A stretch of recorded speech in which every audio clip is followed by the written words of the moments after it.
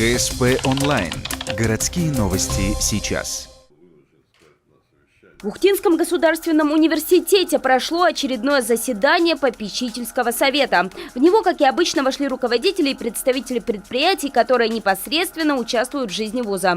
Председателем, как и ранее, стал Игорь Шпектор, президент Союза городов Заполярья и Крайнего Севера. На заседании обсудили ряд вопросов, но главными темами стали профессиональная аккредитация вуза и создание коммуникационной платформы нефтегазовых вузов и компаний России и зарубежья для популяризации рабочих и инженерных профессий.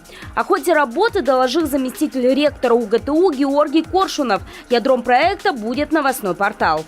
Мы сейчас делаем единое информационное новостное пространство при поддержке ПАО «Газпром» совместно с опорными вузами, компаниями, которое будет включать возможности навигации по организациям, по отраслям деятельности, по рубрикам. То есть будет создан аналитический компонент по вообще тому, что происходит сегодня в нефтегазовой отрасли в масштабах нашей страны, с прицелом на центр ЮНЕСКО, значит, и в других странах в нашей профильной отрасли.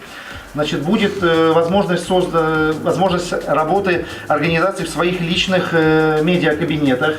Будет продолжен и выпуск молодежной новостной программы на двух языках – русском и английском. На платформе также будет создана база данных научных разработок, еще ряд информационных возможностей. На данный момент идет завершение написания программного кода и техническая наладка.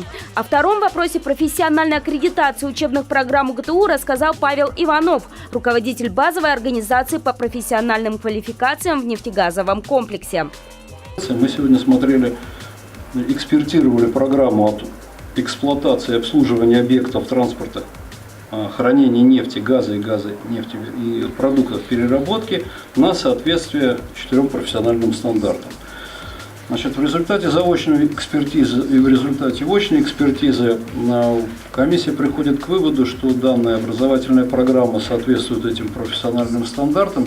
Итогом инспекции станет рекомендация Совету по профессиональным коммуникациям выдать УГТУ свидетельство на положительную аккредитацию этой программы.